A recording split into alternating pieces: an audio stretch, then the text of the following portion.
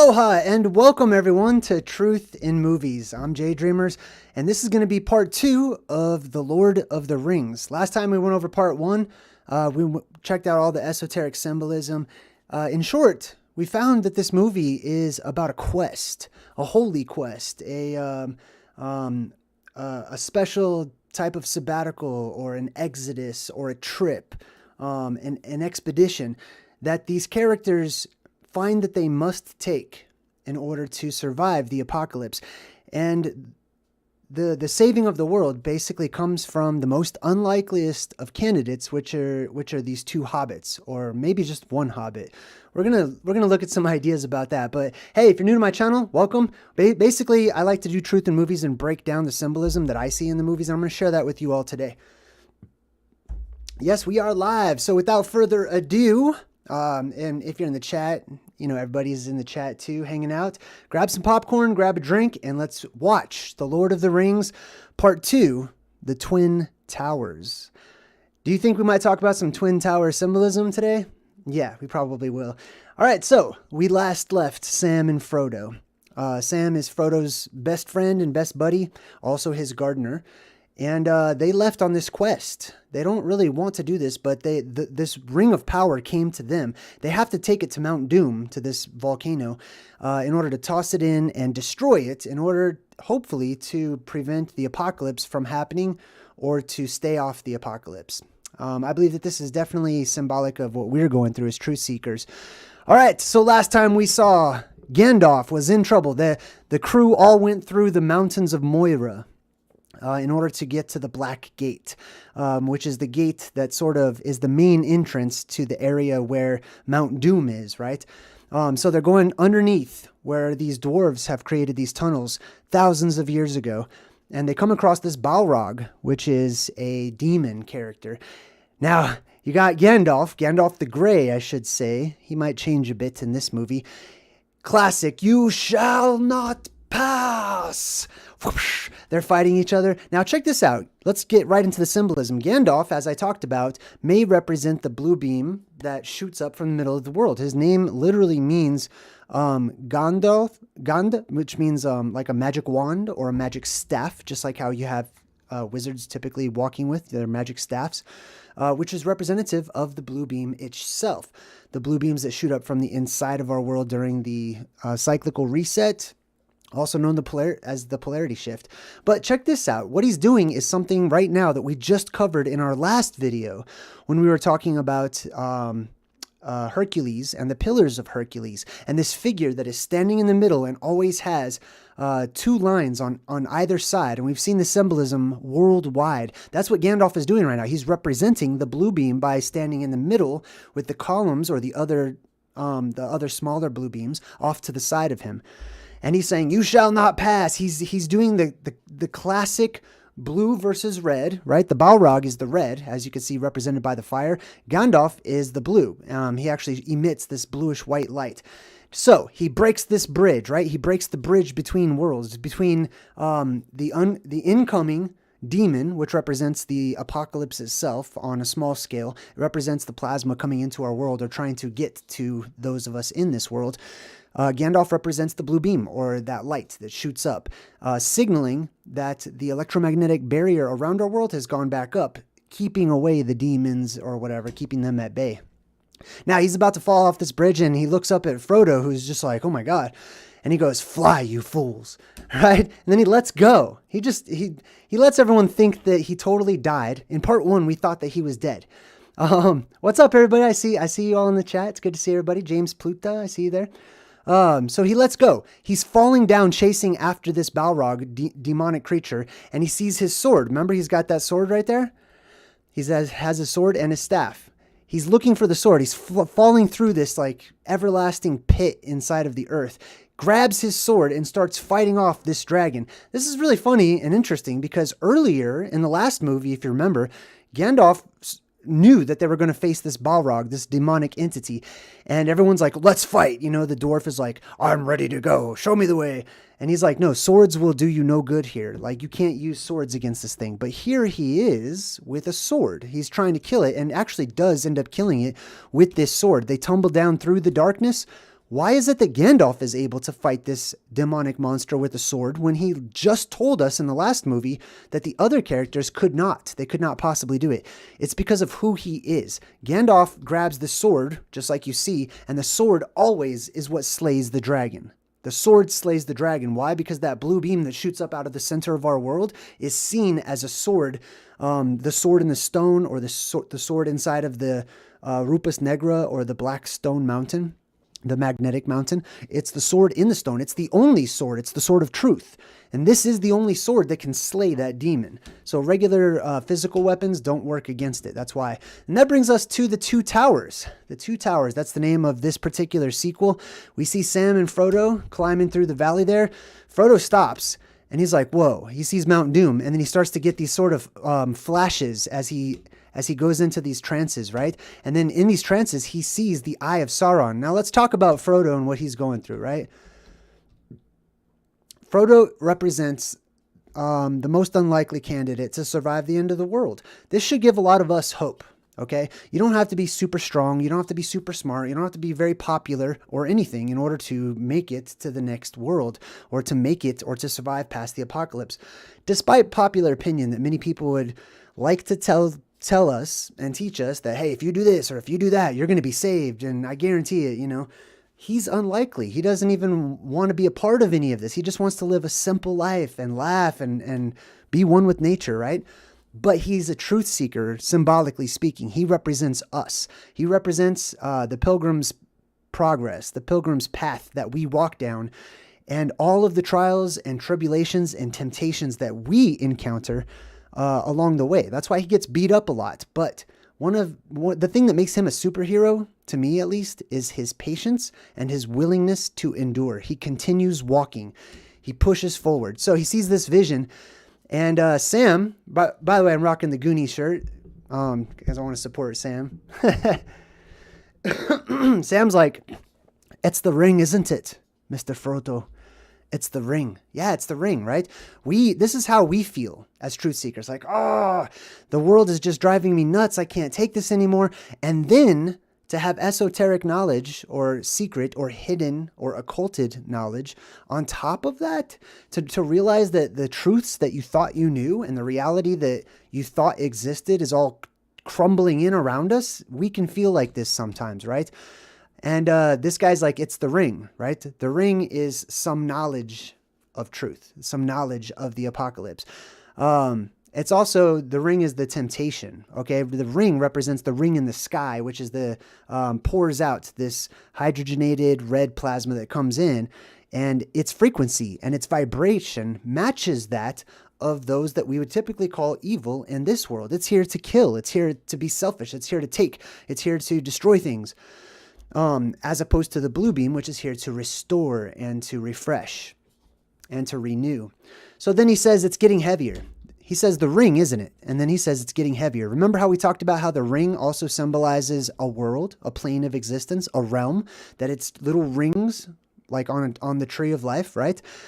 So he's like the ring, and then he says it's getting heavier. This is a clue for us. As they get closer to the mountain, they're metaphorically getting closer to the end of the world, and they're symbolically showing us getting closer to the apocalypse and the things that must happen along the way, the signs that we can look out for.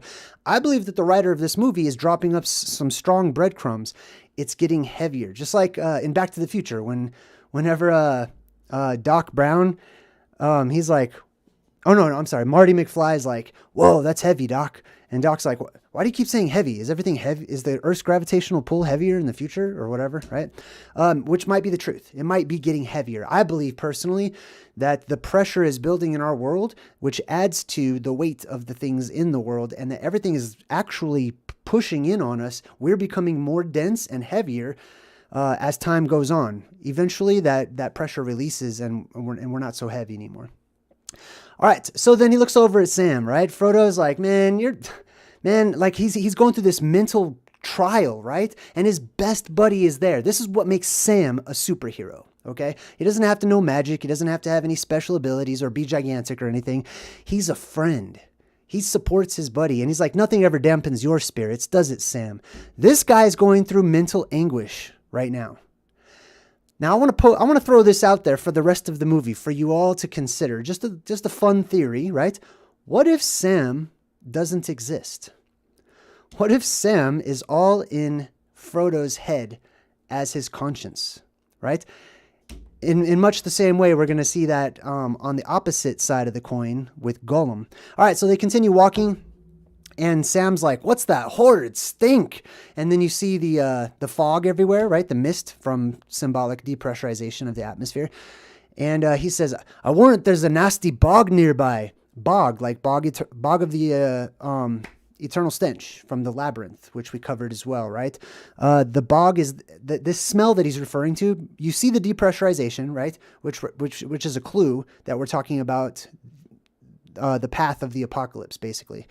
Whenever the sky opens up and the world depressurizes, it expands the atmosphere and creates instant mist or fog worldwide.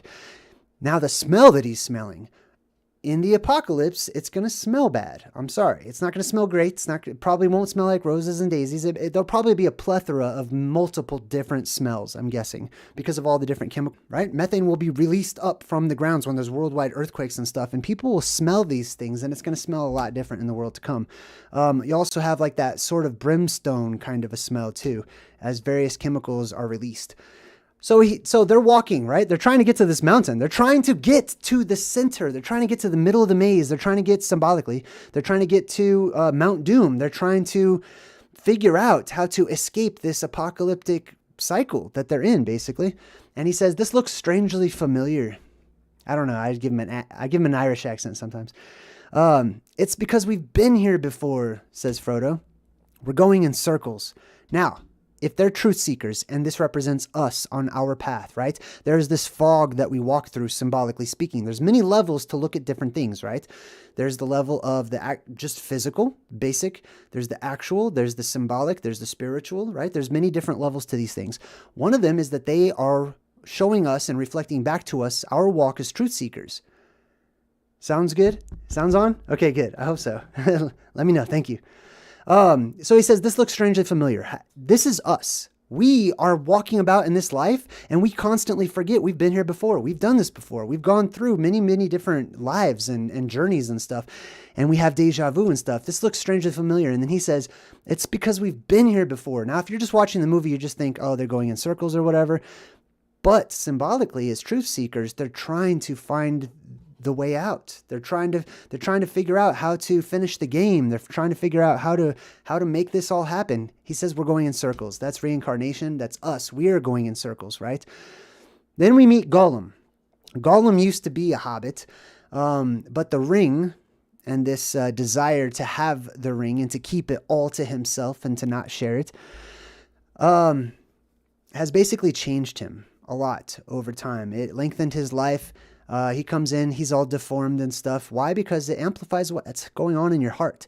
If whatever is going on in your heart is evil and bad, it tends to manifest physically. People look evil and bad, right? You could tell. You could just tell by the facial expressions or the way their skin is or the whatever, mannerisms, all kinds of stuff, right? You could tell what kind of life people have led. You can tell what kind of energy is on the inside because it starts off invisible and then it manifests into the physical. So Gollum's creeping up on him, following him, trying to get the ring. And he's like, "They stole it from us." I don't know how to do his voice. "They stole it from us." I don't know how to do it. Well, he also represents the gods, okay? The gods who came before us, right? And I'm talking about human-like entities that are from out of this world. It may be that there are humans that have already been here, that have already figured out how to leave this world during the apocalypse, have already got their lives extended, lived multiple, hundreds of years, while our generations come and go. And then when they return, they might look altogether different or even the same possibly, right? But he's that sort of Fantazoid off-white, shiny kind of a color, right? He says they stole it from us. What? The knowledge of the apocalypse, the ring, the knowledge. They have the ring. They're the ones with the ring, right? The ring is the knowledge that the world will open up and depressurize one day, which tips the first domino over into the apocalypse and all of the events that subsequently occur, right? And then he gets all upset about who has it, who takes ownership of it. Does this sound like the truth-seeking community in general? at least in its infancy to many of you, because it does to me, right? It's mine. I own it. It's my copyright. It's mine. It's my work. I invented this. I came up with this. It's mine, and nobody else knows it. Nobody else can do it the right way. That's a golem mentality, right? The Frodo mentality, the Hobbit mentality is to share and to have all things in common with each other. So they wrap this little magic elf rope around Gollum, and it starts burning him, and he says, take it off of us, right? It's interesting because the gods, or what we refer to as the angels or the fallen angels or whatever you'd like to call them, or otherworldly powerful creatures that are not from here, they symbolically, in many movies I've found, pretend like they're actually like slaves to humanity, that they're servants to humanity, that they're here to help out humanity. And by humanity, I mean the elite of our world, those who are in charge of this world, not regular old humanity. And so they take on the appearance of slaves, basically. We're going to see that too whenever I show you this other character. He says, do you know the way to Mordor? Mordor, that's really interesting too. Door, the last part of door, I'm just going off the top of the head. I believe that means generations, right? Like a lineage, like a family lineage or generations. And then mar. I don't know, door of evil, possibly? I'm not sure. Anyways, let's skip that one. He says, you've been there before. Yes, he's been there before.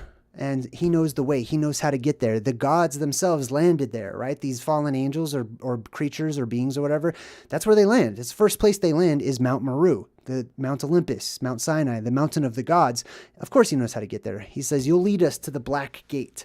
It's called the Black Gate because they're going to, symbolically, the plasma volcano. They're going to Mount Meru. They're going to Hod Mimi's Holt. They're going to the Garden of Eden, etc., right? Now we get to Isengard. Isengard is where the White Wizard, the evil one, Saruman, or the ruler of men, lives. And there's this tower right in the middle. This is a small microcosmic example of our map of our world, okay? Or the North Pole in particular. Because as you can see, there's like a little circle around it, and then there's the tower in the middle. This particular tower is called Orthanc. O-R-Thanc. T-H-A-N-C. Orthanc. Let me go ahead and read this here. It says, they came to the foot of Orthanc. It was black, and the rock gleamed as if it were wet. And that's the exact description of Rupus Negra in the middle of our world on ancient maps. It goes on to talk about the Tower of Orthanc, and it says it was composed of 4 welded pillars. 4 pillars. Remember yesterday's video? We're talking about the sky pillars and those ancient gods that were seen holding up the sky in Greek mythology. Very similar similarities. Now, Saruman is over there doing the fingers of God in your face deal like we talked about in the last time, right? Representing the plasma. And he says, the world is changing. The world is changing. This movie is showing you what it's going to look like when the world starts to change. If you pay attention, you can get some signs and some omens from this movie that you can apply in real world scenarios. To stand against the might of Sauron and Saruman. And then it shows you the 2 pillars there. And then there's this little pathway that goes to the middle, and all the troops are going down the middle, as they should be. That's the door. It's the entrance, right? The marker or the boundary, right? That takes you to another place, takes you to another world, whether it be in our world or outside of it. And the union of the 2 towers. Now, the 2 tower symbolism, I won't get too deep into because I did a pretty extensive video yesterday and a few other times. But there may be smaller openings in the world that shoot up their own little mini beams of light that aren't as powerful as the one at Mount Meru. And they are attracted to, at first they're just beams, but as time goes on, they become attracted to that central column. And so the 2 become 1. The 2 towers become 1. Excuse me. We shall rule this Middle Earth. Now, this is a battle, right? What happens is whenever the sky depressurizes, there are otherworldly creatures that are arriving, okay? They will be landing at the same spot that many of us may already be or on our way to, just like these characters in the movie, right? Here we've got the all-seeing eye symbolism and the unfinished pyramid symbolism represented by the volcano itself, as they should be together, because the eye is above the pyramid. or the hole in the sky is above the plasma volcano. Then it shows the trees. They open up this hole in the ground. They start tearing the trees down. All of these orcs are ripping the trees to shreds and tearing them down in order to like build weapons and stuff like that. Because Saruman, while he was a kind white wizard at one point in time, right? His heart turned dark over the years, and he became interested more in metallurgy and mechanics and weapons and things like that instead of nature, which we're gonna be told that too in a minute. The old world will burn in the fires of industry. This is Saruman. This is his mindset. This is the leaders of our known world today. They left nature a long time ago, and now they're all about industry. The forests will fall. A new order will arise. This is telling you what has already happened in your world, in our world. Okay, the forests have already fallen. The whole world used to be full of forests and trees and plants of all kinds all over the place. Where are they, right? You have to like go drive and find one these days. And a new order has arisen, right, which we live in, called the system. We will drive the machine of war with the sword and the spear and the iron fist of the orc. Now, that is the mentality of the system of the world that we live in today. They do it by force, right? Or strong coercion, we'll say. Basically, they'll try to influence us, and if they can't influence us, then that influential thought is backed up by a threat, essentially. Like, you will lose this, you will lose that, something bad will happen if you don't join our side, basically. Now, these orcs are being born up out of the mud. They tear out of this little plasmic shell-looking thing that they're in. And he says, we have only to remove those who oppose us. This is the mentality of the red spirit, the red plasma, whatever you want to call it, that comes into our world. And it stays in this world. It's not like it's just here for a little bit. All that plasma that enters into our world when the electromagnetic barrier goes back up around our world after the electromagnetic polar shift, right? It's stuck in here. It's stuck and it reincarnates and it jumps into bodies and it possesses people and stuff. It's very real. Now, we're going to go to this other little land on the map. You don't have to keep the track of them or anything. I'll just give you the short of, where we are in this little world. So we're in this old school other place on the map right now, and there's this king. It's a human king, so it's a human territory. And they go there, and the king is out of it. He's zoned out. This land is actually named after what they call the Lord of the Horses, which is really interesting. Horse symbolism comes up a lot for me. Occasionally, at least in my studies. For example, one of the weirdest horse stories I've ever heard in my research and trying to figure out the origins of animals and people and stuff came in the form of damn, what's that story? I just totally forgot. What's that story where the guy goes to Lilliput? Oh, Gulliver's Travels, right? So Gulliver's Travels. Now, most people are only familiar with the first chapter of Gulliver's Travels, which is where he goes to the land of the tiny people, the Lilliputians. But then after that, he leaves that island, crash lands on another island where he's the Lilliputian. He's tiny and he's just in a land full of gigantic giants. Then he leaves that one. And guess where he ends up? In a land where people are actually horses. Interesting. There's also the Egyptian sun god Horus, or the god of light, Horus. All right, so here's the king, right? The king is under a trance. He's under a spell. He's not a very friendly dude at the moment because Saruman has these people whispering into his head and putting these spells on him. Now, one of his right-hand men comes up and he's like, "Oh, your son was ambushed by orcs." And now this little lizardy dude off in the corner, do you see that dude in the black? He's like, "That is a lie. Saruman the White has ever been our friend and ally." So this is one of those people that exist in our world today that are whisperers. They're spellcasters, okay? When I say spellcaster, I mean somebody who influences other people, just like he is. He's an influencer, for their own selfish gain, for their own reasons, right? They're manipulators, really, is what they're doing. So this guy is totally manipulating the king. As you can see, look at his flesh tone, right? They didn't tell you like, hey, he's a vampire, or hey, he's a zombie, or hey, whatever. There's no reason for his flesh tone to be that pasty pale white. Except if he's related to those beings that are pasty pale white, as legends talk about. Oh, Zenwin, hey, I see you in the chat. Thank you. I super appreciate you too. I hope you guys like this series. I'm excited. Let's keep going. There's a lot of stuff we got to cover in this one. All right.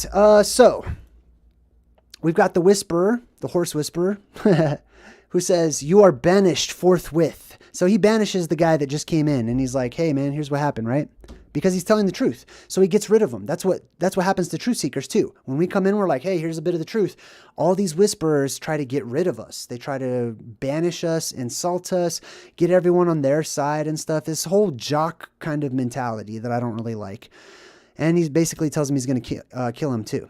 Now, the other guys, I don't know if you remember, but we had Samwise Gamgee, little pudgy dude, and Frodo, and they split off from the rest of the group, which included Gimli, which is the dwarf that you see here, Legolas, the elf, and Strider, which was the human, right?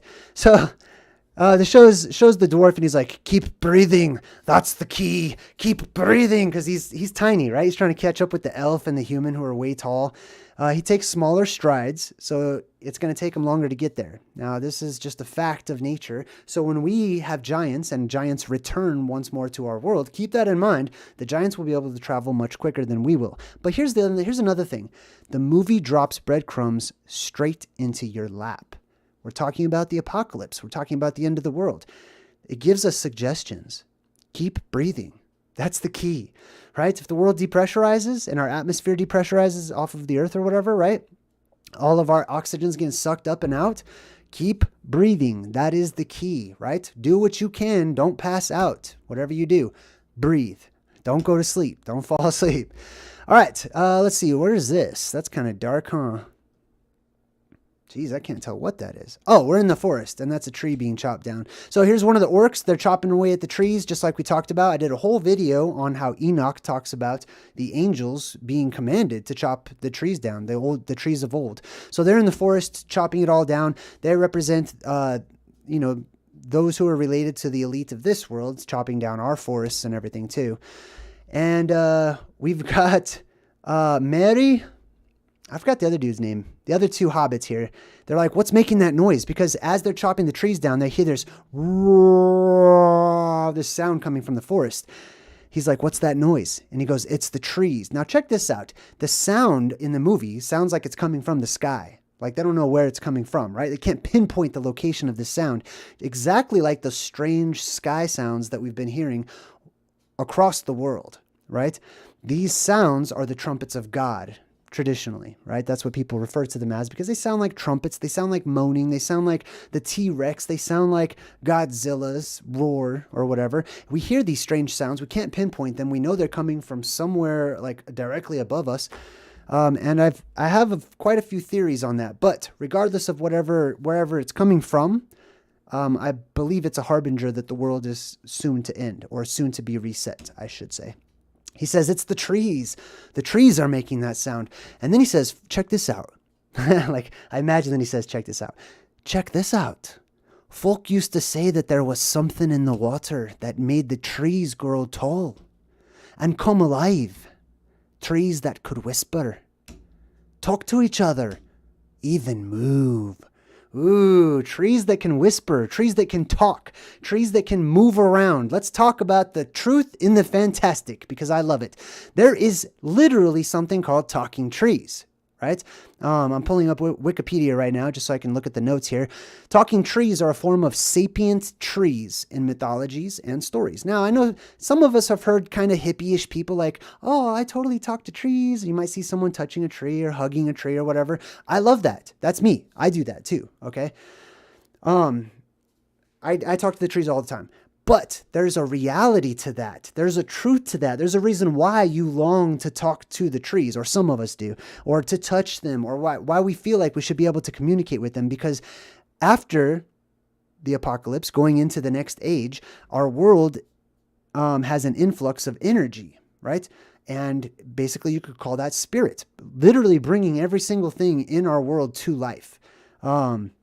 Trees and plants and all kinds of stuff, right? Anyways, let me read the rest of this. Let's see. It says, All the trees in the Dodona, the northwestern region of Greece, in this grove beside the sanctuary of Zeus, became endowed with the gift of prophecy. And the oaks not only spoke and delivered oracles while in a living state, but when they were built into the ship called the Argo, and that's from Jason and the Argonauts, they were able to prophesy to the sailors. Now, here's some other examples, just in case you don't want to hear, some myth from a long time ago. There's talking tree examples, or moving or walking. By the way, I definitely think they can walk too.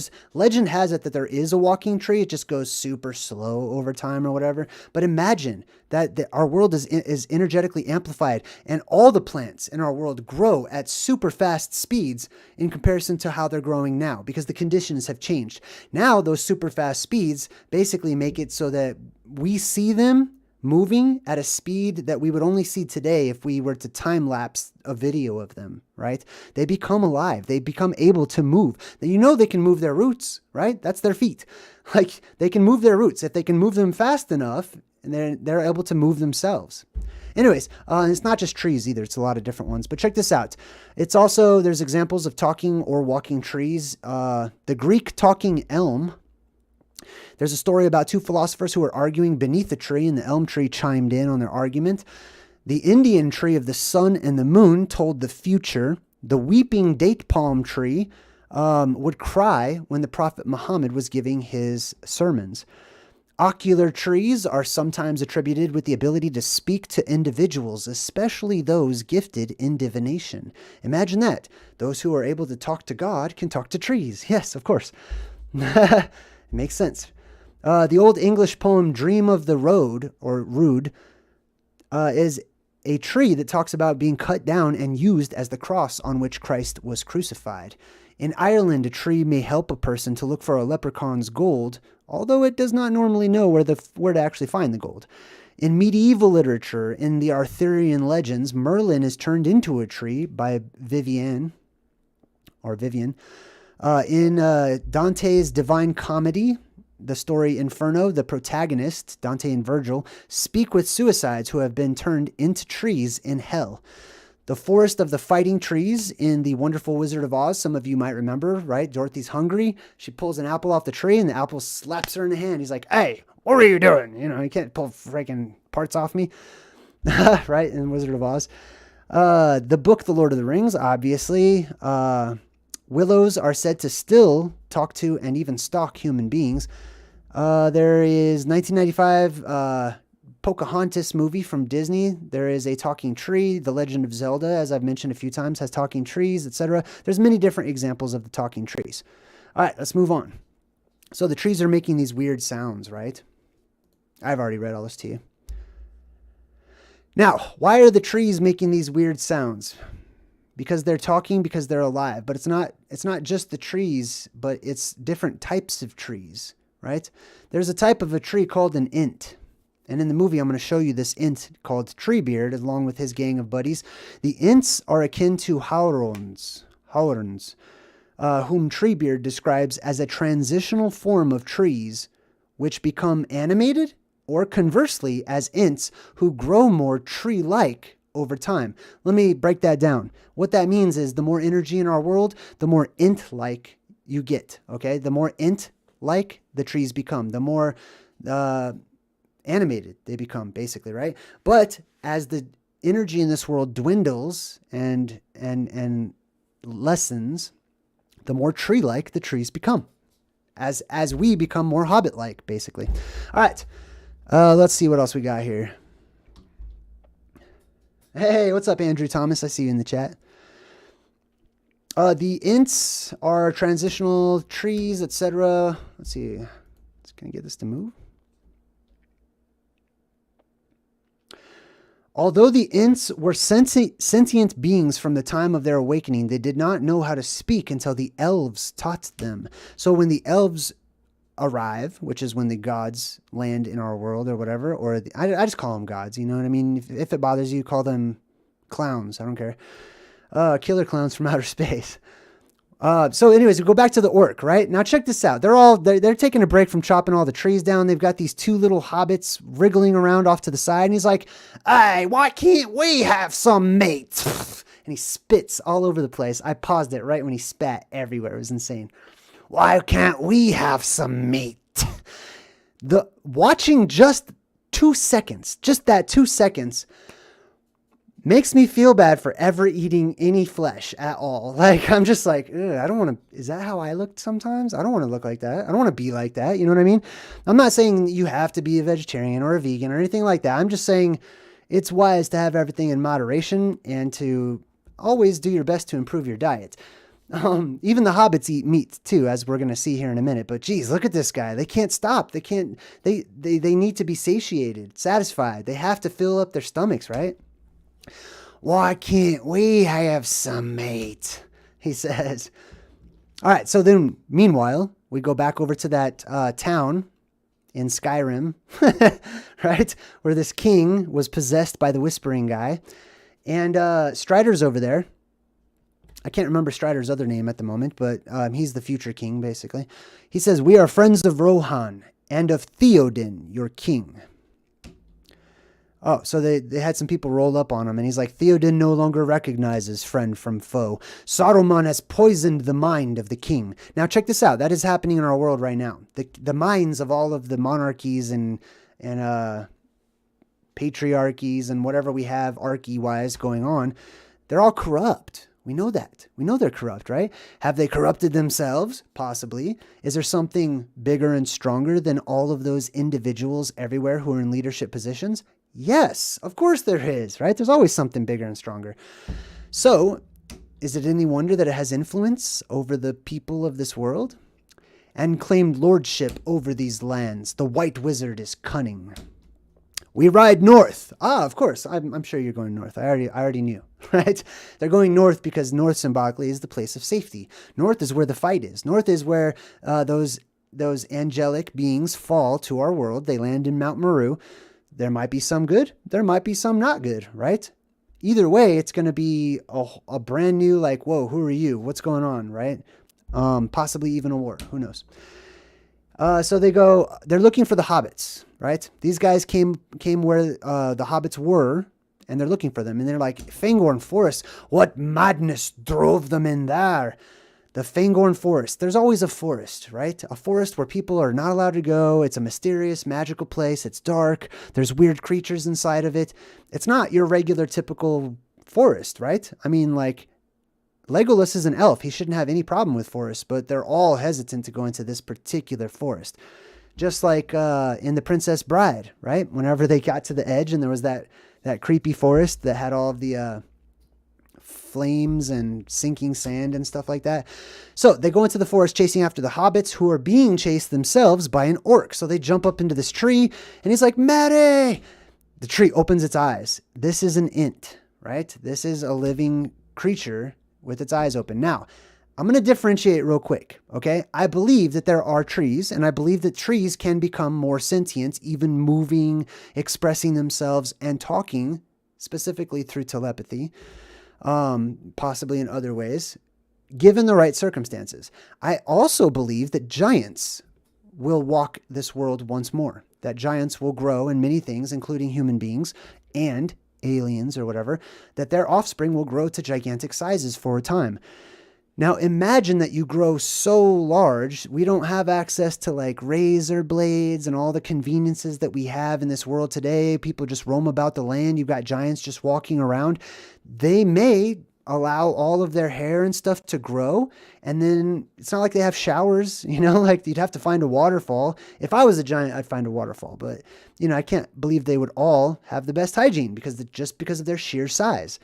At least maybe to them, they have good hygiene, but maybe to us when we're a bit closer, I don't know. So you might have things growing on their beards or on their clothing and stuff that they don't even know is there, right? It's pretty tiny to them. So it could be a tree, or it could be a giant that has so much growth all over it, right? Because they live for a very long time too. And they have very tough skin, so it's hard for them to feel something if it's actually on their skin, right? And they get used to it, and stuff cakes on them after a time. Maybe it's a giant that just happens to look like it's got bark for skin and, you know what I mean? Moss everywhere and stuff. Could be a tree, could be a giant, who knows? Either way, it's a giant tree that walks and talks. Giant tree comes in, boom, steps on the orc, helps these little hobbit dudes out. He doesn't know that they're hobbits though. And this hobbit is freaking out. He's like, it's talking, Maddie. The tree is talking, right? And then he goes, tree? I am no tree. And he's like, you're an ent, a shepherd of the forest, right? A shepherd of the forest. That's what we are as truth seekers. So this ent symbolically also represents us, the truth seekers of the world. We are the shepherds of the forest. We take care of the saplings out there, the little baby truth seekers that just realized whatever, amazing thing that they just saw on YouTube or whatever. And now their mind is blown and they're starting to research and starting to look and walk down other paths and stuff. We're the shepherds. We're the ones who are guides. We're the ones who are trying to nudge a little bit in the right direction, help out where we can, keep people safe, help to keep you mentally and emotionally and spiritually safe too. And he says, I am on nobody's side. I like that. The shepherds of truth should not be on anybody's side. They should recognize there are no sides because they live outside of polarity itself. They're able to live in it, but step outside of it in order to process things. Because nobody's on my side, little orc. He calls him a little orc because he doesn't know what a hobbit is. We're not orcs. We're hobbits. Never heard of a hobbit before. Sounds like orc mischief to me. Right. Totally does sound like orc mischief. That's something an orc would probably do. Sorry. If I keep doing voices, I might lose my voice.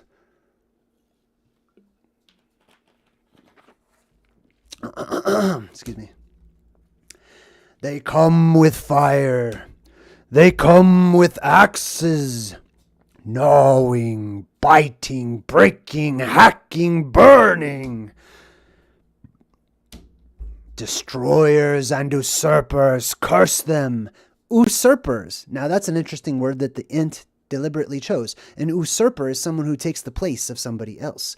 Those beings that come into this world from above are the family of Jacob, symbolically speaking, Yaakov. They are the supplanters. They are the usurpers. They are the ones who take the place of those who die in our apocalypse, basically, right? They're the new kings and queens of the world, as are you if you survive.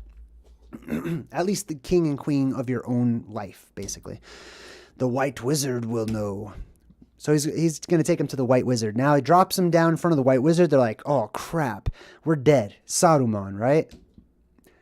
We don't know. Meanwhile, we go back to Frodo and Sam. Sam's name, by the way, Frodo means peace or of peace. Sam is Shem, which means name. Or it's short for Sammy, which means my name, or Samuel or Shamuel, which is also like Shamu. Samuel or Sam means name, right? It's interesting. This Frodo's carrying around with him as a companion his name, the name. Interesting. He says it's a bog, like the bog of eternal stench, how we just talked about. He's led us into a swamp, Mr. Frodo. Oh no. And then Golem's over there saying, come, master, we will take you on safe paths through the mist. I wish I could do a better Golem voice. I don't know why I can't do that one. Now check out this swamp they're in. It's the fire swamp, right? From The Princess Bride. Totally got random spurts. They don't explain this whatsoever. There's a bunch of stuff in this movie that they don't explain. Why are there random bursts of fire coming up out of the swamp? It's because when we have those earthquakes worldwide, it creates liquefaction, which muddies our entire world. Gases come out too, like methane, like I was just talking to you about towards the beginning. And because of the high electromagnetic charge in the atmosphere, they explode. They catch on fire, right? So they're making this trip through this foggy bog, the fog bog, fire fog bog. And they see some dead people in the water. Gollum lets them know that there was a great battle a long time ago. And then he says, don't follow the lights. What? Wait, what do we mean don't follow? What lights? What are you talking about, right? They don't even ask. He says, don't follow the lights. They're talking to you. This is one of those breadcrumbs. Remember to breathe. Don't follow the lights. I hope you're writing these down. I hope you're keeping track of these in your mind, in the Rolodex of your brain, right? Don't follow the lights.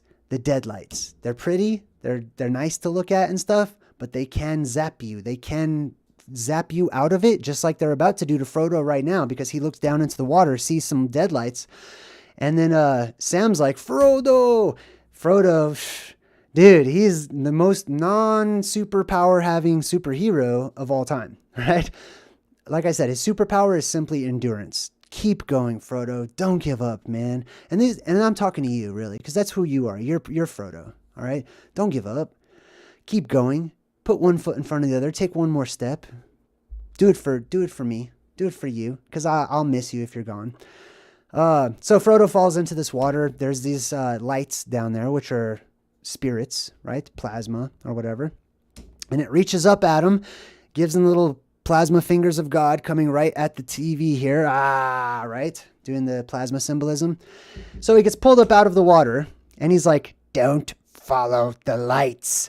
Says it again, a second time. Don't follow the lights. The movie is trying to stress this, okay? Let's move on. They do not see what lies ahead. Now, he's having a conversation, right? But he's totally ignoring Frodo. So he starts doing this little rhyme, talking over him, basically like, nah, nah, nah, nah, right? He says, they do not see what lies ahead when sun has failed and moon is dead. They do not see what lies. This is something that's being said over Frodo's voice. So you don't really catch what he's saying right here, but it's crucial. It's prophecy. They do not see what lies ahead when the sun has failed, the sun disappears, and the moon is dead. The moon doesn't give its light. He says, Smeagol.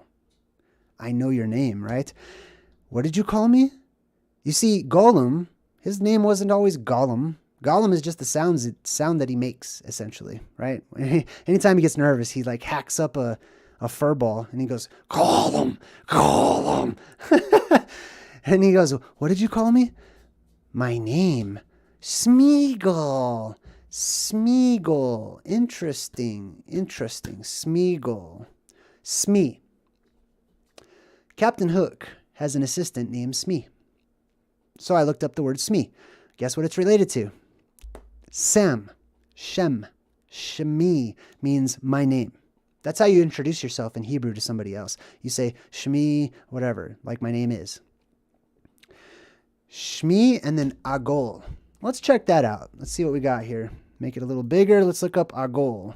Well, here's Shmi, right? And even here, you can read. It says my name is in Hebrew. You just need to use the word Shmi. All right, so Shmi, or Smee if you like. And then we've got Agol. Let's check out what Agol means. Agil or Agol, from the root of Agol, which means something round. For example, a ring. Interesting. So Shmiagol, literally means my name is the ring. Like my name is circle. My name is the ring. Interesting. All right, so then we've got these Death Riders, the Grim Reaper type dudes who represent the plasma.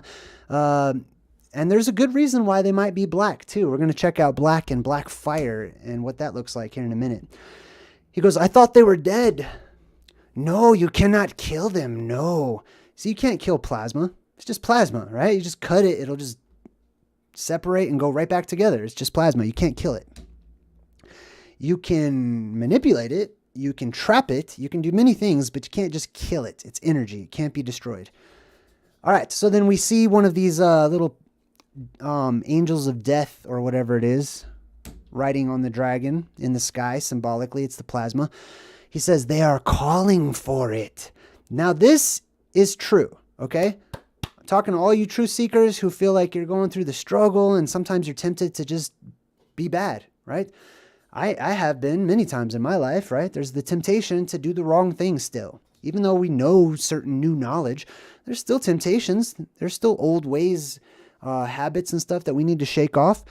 They're calling for the ring inside of you. They're calling for that energy. If there is any negative energy in you whatsoever, this power that they call the ring, which is the plasma that is wrapped around the outside of our world, it seeks its own. It wants to amplify your spirit. It wants to be in control of you, and it's calling for you. They are calling for the precious. Now, meanwhile, we go back to the scary, creepy, enchanted forest where Legolas and Strider are tracking the other hobbits, and he sees the ent tracks, the tree tracks. He's like, these are strange tracks. That's because the tree's walking around. Legolas picks up on it. He's an elf. He's got a little more inclination as far as that goes. He says this forest is old, very old, full of memory. It's not any old forest that they're talking about.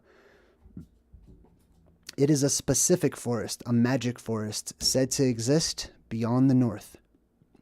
And anger. Of course it's got anger, right? This whole system just tore down all of its friends and relatives. The trees are speaking to each other. Gimli, lower your axe, bro. What are you doing? He's like, oh yeah, sorry about that, right? Because Gimli's ready to chop trees down. And he's like, whoa, bro, don't do that right now. The White Wizard approaches. Now, we're gonna check out the White Wizard and see what happens with this battle in the forest. Do not let him speak. He will put a spell on us. Wise words, right? So, for example, let's say you're watching my video and all of a sudden something interrupts my video and you can hear it. Don't let it speak or it could put a spell on you. I'm going to leave it at that, right? Just be careful. All the things that you hear are spells. They're spellings, they're words, they're utterances. They are not telepathy, okay? Telepathy is totally different. Spells is literally just talking and spelling and putting out utterances that represent symbols that we have all but forgotten. So we don't know the meaning of the language that we're actually speaking. All right, anyways, so the White Wizard approaches. Boom! Legolas, he's on it, right? He's super trigger happy. Fa-ping, fa-ping! White Wizard knocks the arrows down, turns freaking Strider's sword on fire, and he's like, oh, crap, right? Lets go of it. White Wizard just shining. Boom, they're like, wow, it's the White Wizard. Oh, it's you. He's like, yeah. Can you stop shooting at me now? That'd be awesome. Because it is Gandalf. Gandalf went from being the gray to being the white. He says, you fell. You fell, Gandalf. Through fire and water. From the lowest dungeon to the highest peak, I fought with the Balrog of Morgoth. Boom, as you can see, he busts out the sword, and he's fighting lightning right there. Do you see it? He's fighting the lightning. Like, this is the symbolism is becoming pretty literal at this point, right? The plasma fight in the sky. And then you see a little dragon wing off to the side. Darkness overtook me. So he dies. Symbolically, we'll say that he dies. Now, where do you go in the movies when you die? Symbolically. You go to a white room. It's the white room symbolism. Some people interpret it as heaven. Some people interpret it as space. Some people interpret it as another dimension. But it is always a white room. Let's see if he goes there. And I strayed out of thought and time. Now look what they're doing with the eyeball. You see that? Zooming into the eyeball where there's a portal that's going to take him into space, basically. Watch this. Boom. And every day was as long as a life age of Earth. Now, I will tell you, we live very short lifespans right now under this pressurized, covered world that we live in. If you were to remove those circumstances and remove all of those factors that contribute to us having tiny little lifespans, you'd live for a very long time, just like they do out there in space, basically. And then, boom, see, he's like flying through space, and then he gets to this part. But it was not the end. I felt life in me again. I've been sent back. He's like, Gandalf, I just went through a portal in your eyeball. Like, you know what I mean? Gandalf, come on. What are you talking about? He's like, Gandalf? Oh, that is what they used to call me. That's right. Gandalf the Gray. That's right. So, the names are very important in this movie, especially remembering names and holding on to names and changing names. So when those of us who have died symbolically, energetically, to this old energy signature, when we take up the mantle of a new purpose, a new spirit, a new direction that is all completely our own, we name ourselves. Instead of others naming us, we come up with our own. That was my name, he says. Now, this is also sort of touching on reincarnation and stuff, too. Some people can remember, like, other names that they used to have in other lives and stuff. I am Gandalf the White. Well, he just went to space and came back, so he must be Gandalf the White, because those white creatures, all of them, the Fantazoids, the gods, the angels, all of those things from up there tend to be white in description, according to ancient myths and legends. Speaking of white, here's a horse that is white, right? This is really interesting. Check this out. This horse had the longest introduction of any character in the movie, right? They're just panning, like it ran from way back there in that field all the way up to the camera, basically. And he's like, he calls the horse by name. Its name is Shadowfax. They don't tell you the names of the other horses or anything, so this must be a clue that the movie is handing to you. They have named it. They focused in on it. They're making a big deal about it, so it's probably something we should research and check out. Shadowfax. He is the lord of all horses. Now, horse sounds a lot like Horus also, okay? The dark horse or dark Horus in like Katy Perry's song that she does too. The Lord of all horses is Shadowfax. Well, let's check this out and see what Shadowfax means. Shadow, you already know, means like a dark shadow. What does fax mean? Well, it's not short for facsimile. It is actually a word. It's a word in ancient Latin, and it means flame, torch, or fire. Shadow fire. Interesting. Shadowfax. Shadow fire. So I did a quick Google search. Let's check this out real quick. It says this right there. That looks like the shadow thing. That's not a shadow. That's fire. This is black fire. When you mix sodium streetlight, mix a sodium streetlight with a dark flame. Sodium streetlight, low pressure sodium lamp with a flame. You'll see a dark flame, thanks to the sodium and some excited electrons. Now, this is from the Action Lab YouTube channel. Hope they don't mind. I'm going to share this with you all. So he actually recreates this shadow flame, the Shadowfax, right? So what they do is they take a pressurized, watch here, let me just show it to you, okay? So it changes the light color in the room, and the fire itself turns black. It burns black. This has nothing to do with the trick of the camera. This is literally what it looks like to the eyes, and it creates a shadow. Fire doesn't normally ever have a shadow. But now, whenever you have these conditions, you have a black flame or black plasma that also creates a shadow. Now, check this out. I do like that channel, too. He's got so many cool little experiments. It says, this is from the channel. He's talking about the experiment. He says, then I show you what happens when you shine a low pressure, like whenever the pressure is released, right? Pressure release. When you shine a low pressure sodium vapor lamp, sodium is salt water, like from the oceans, right? Sucked up into the air. Vapor, like when you depressurize the world and you get instant vapor. Pressure sodium vapor lamp on the fire. You still get no shadow, but something amazing happens when you put salt water on the fire. It turns into this black fire. Pretty interesting stuff. All right, we're going back to the other two hobbits who are riding around on the shoulders of the giant walking, talking tree called an Ent. And they say, the Ent says, I told Gandalf I would keep you safe. The trees have grown wild and dangerous. Now check this out. During the apocalypse, the initial phase, I believe that a lot of plant life is going to be very dangerous, okay? First, basically, they're all plasma possessed, okay? They're all growing out of control. I don't know if they're purposefully going to be out to get you or if they just happen to be growing so quickly and so out of control, and their natural inclination is to, like, have their roots or their vines and stuff wrap around things and pull on things and stuff. It could be a pretty dangerous thing, like the devil's snare in Harry Potter, right? They could be attracted to your vibrations, reach out, grab you, who knows. The trees have grown wild and dangerous. Anger festers in their hearts. They will harm you if they can. Breadcrumb number 3. From the Lord of the Rings, straight to you. How to survive the apocalypse. be careful and be cautious around plants, specifically gigantic plants, but all plants in the future world. They will harm you if they can. Too few of us Ents are left to manage them. Now we go back to Golem. Meanwhile, at the Black Gate, we get to the Black Gate of Mordor. Oh, Mor. What does Mor mean? The letter M is a prefix, which means from, I believe. Or means fire or light. And then Dur means generation. From the generational light, possibly?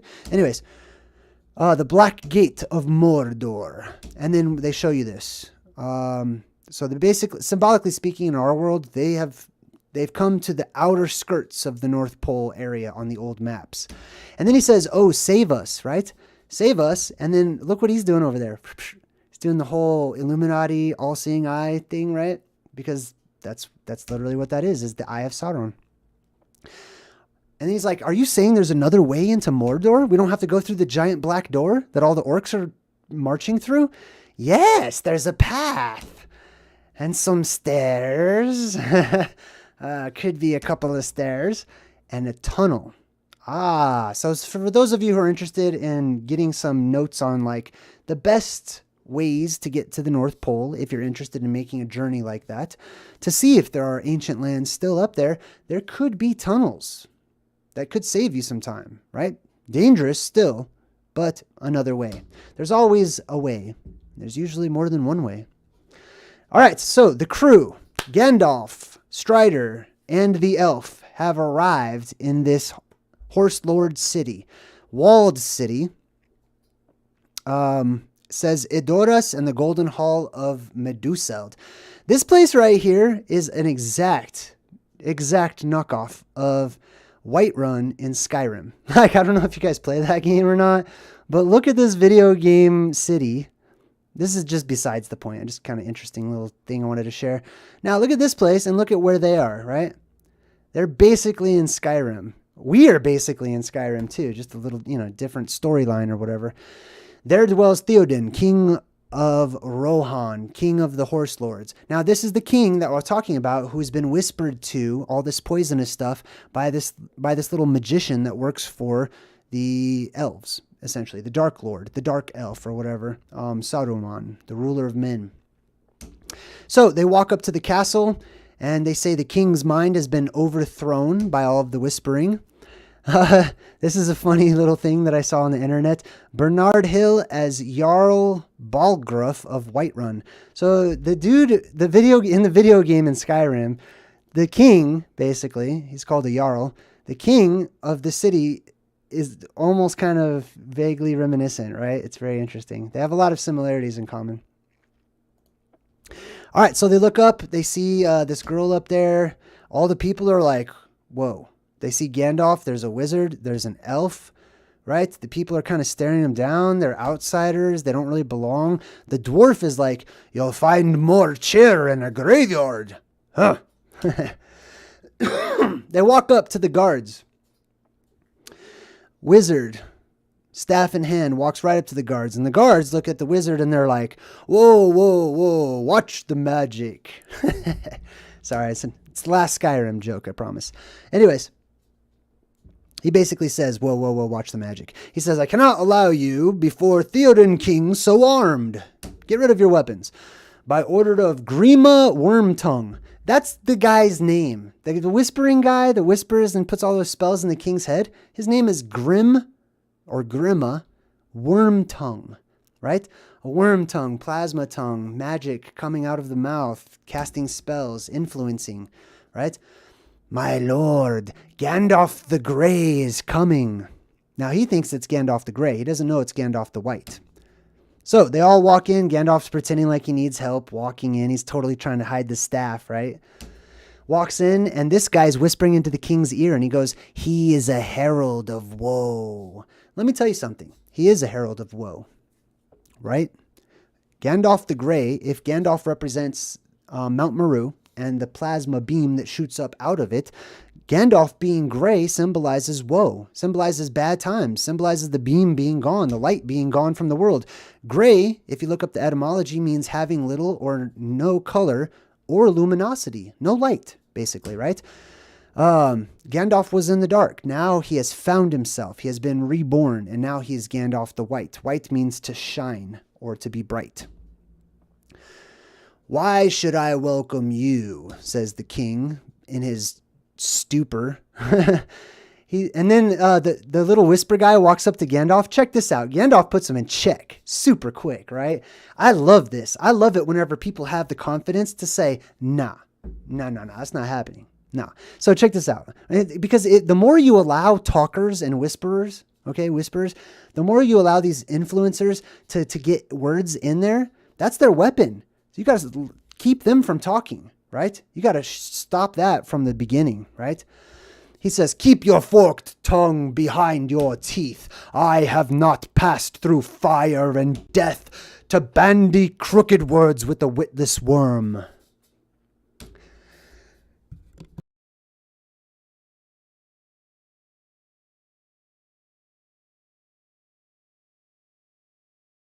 Oh my God, I'm so sorry.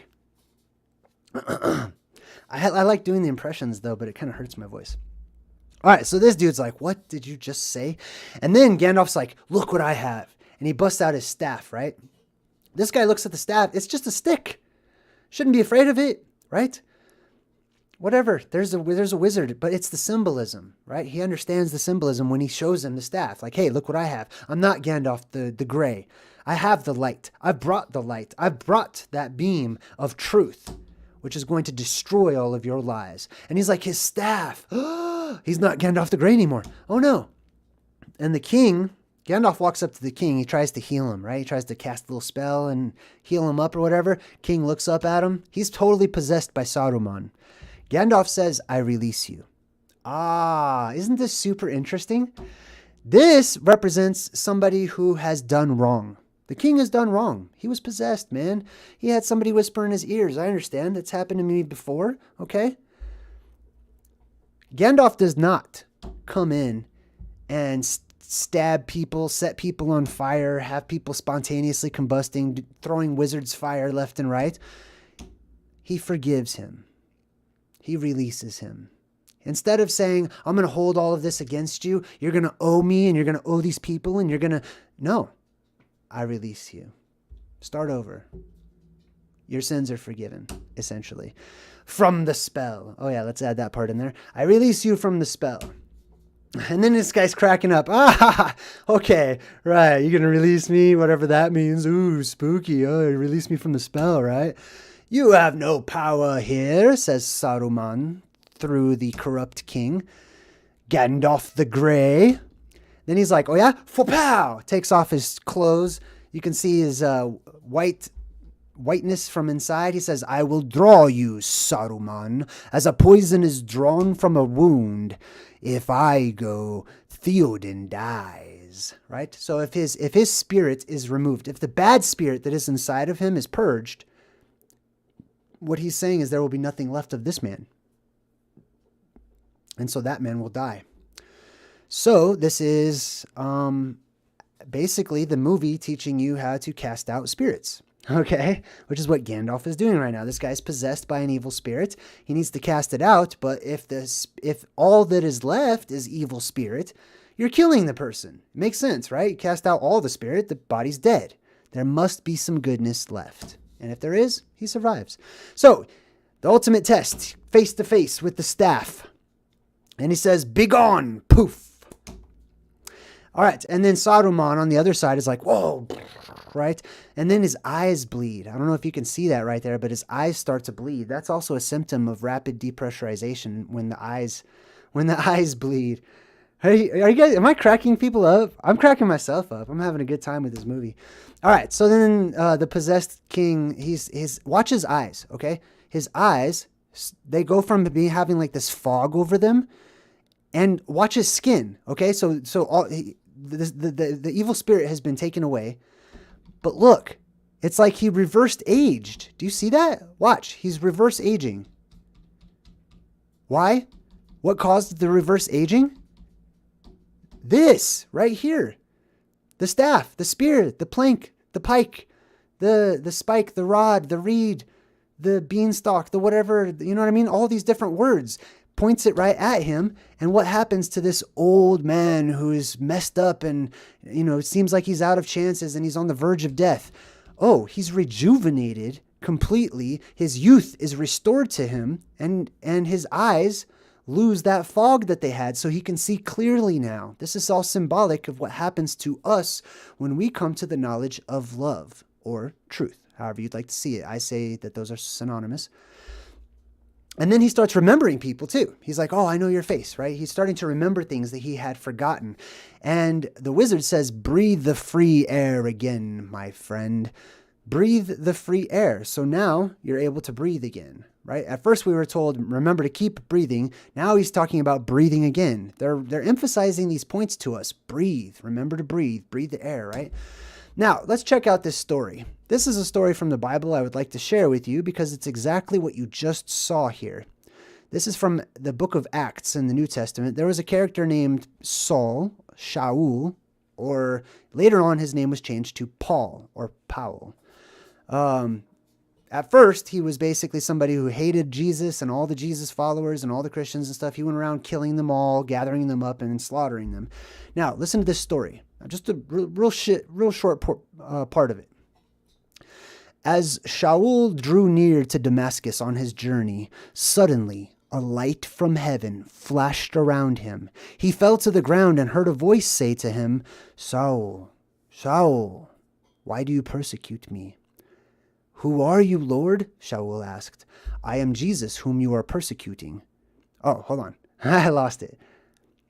At that instant, now this is actually a little bit later, but after he sees the light, just like that king did, after he sees the rod or the staff or whatever, or the light of the white wizard, whatever, at that instant, something like scales fell from Saul's eyes and his sight was restored. Exactly like what happens to the king, right? His eyes were all foggy and gray, just like ours tend to be. We can't see things very clearly. We're grasping at straws in the truth community or in academics or in whatever parts of the world. We're growing old. There's all this pressure on us. The staff is pointed our way and boom, reverse aging, eternal youth, memory being restored, all of these qualities. Now the king's pissed. So he goes out into like the public part of Skyrim there. And he's yelling at the whisperer. He's like, your leechcraft would have had me crawling around on all fours like a beast. Guess what? I look around and that's what I see. The leaders of the free world today have regarded most of humanity as cattle, as cows, as livestock, as animals, right? Why?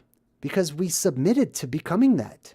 Like we allowed it. Basically, they walked in over a few hundred years and they said, hey, do you want to be our pet?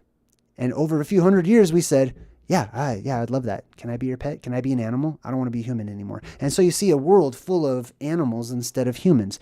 And I don't mean that as a downplay to animals. I love animals.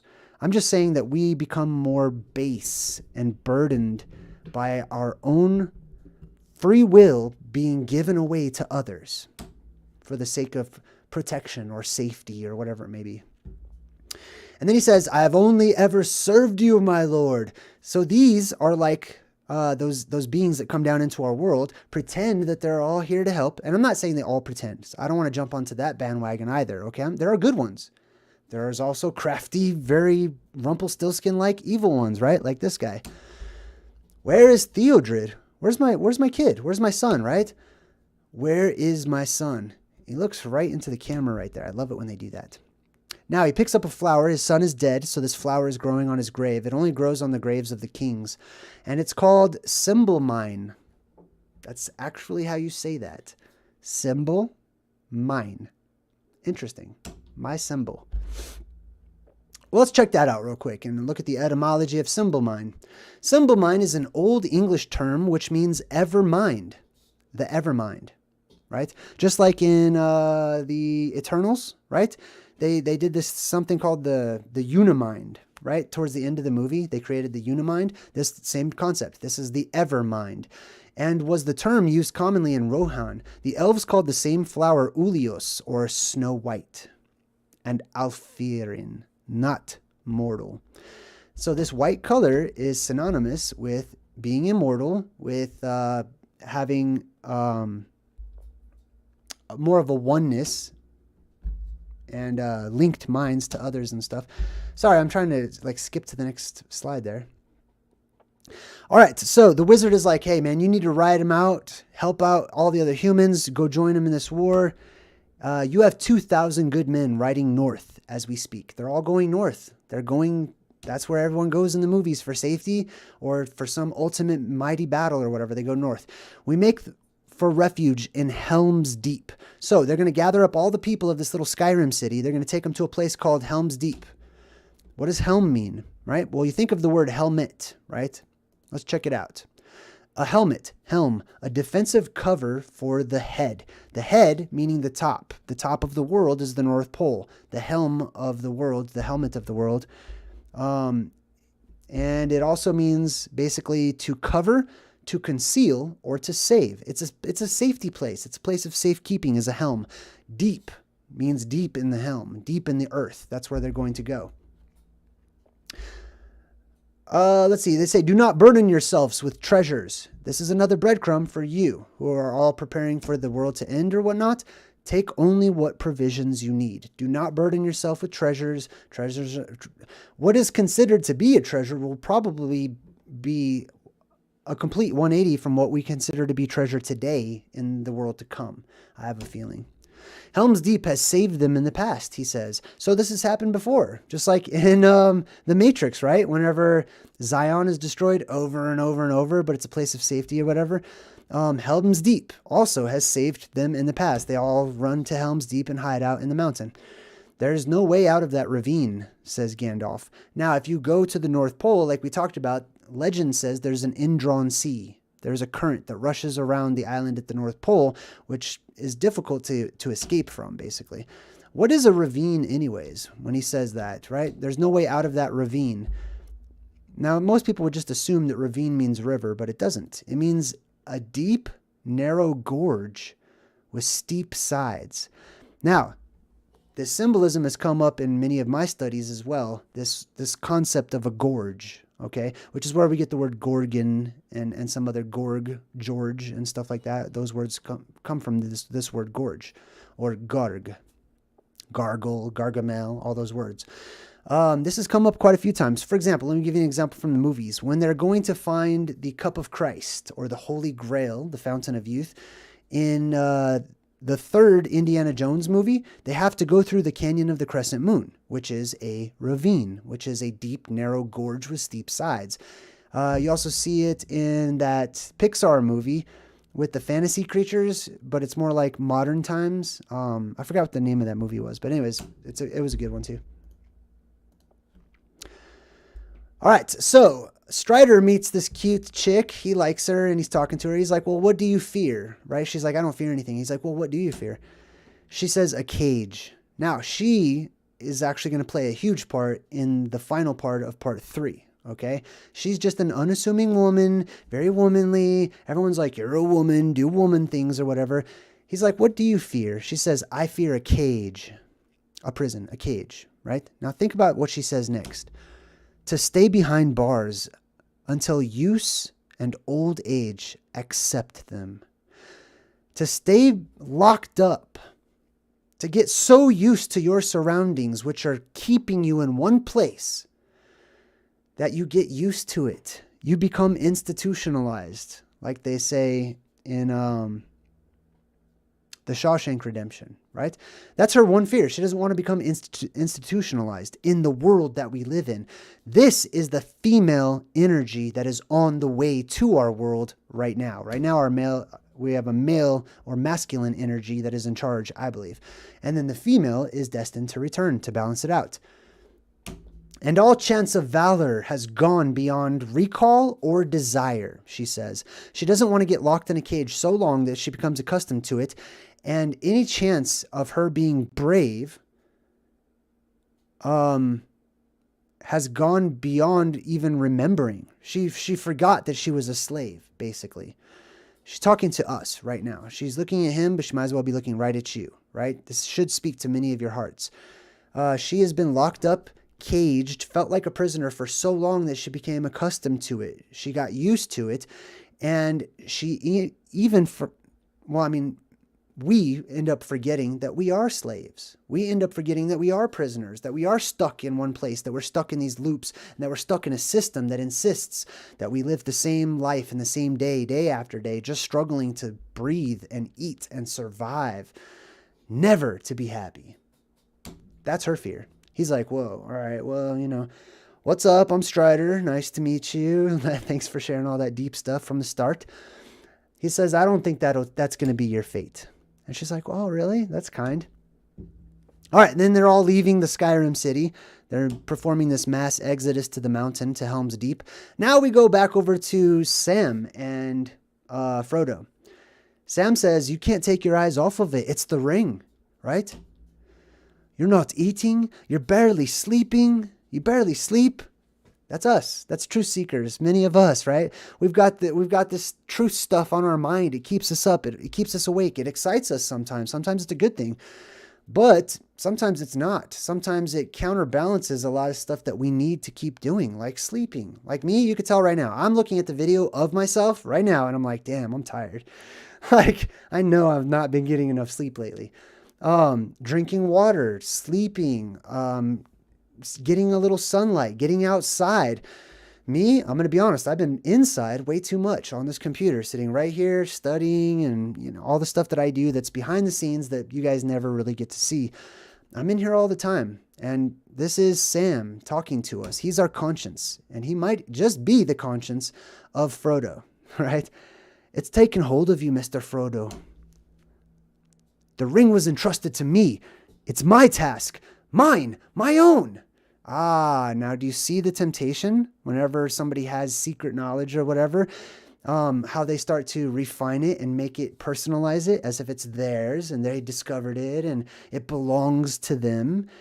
That's how you can tell those energies apart. They take you away from a mindset of giving and sharing and having everything in common to a mindset of selfishness and being afraid of constantly losing what you have, which I can relate to. I've been through that and I'm struggling with that right now. Like, I don't want to get too much into that, but if you feel that way, I could totally relate. And I can tell you that what I'm picking up from the movie and ultimately from the world through omens and signs and reflections is, these little breadcrumbs that tell us to take a break. These little breadcrumbs that tell us when we're on the right path and when we need to be more balanced and when to recognize the different energies that exist in this world and how to recognize them.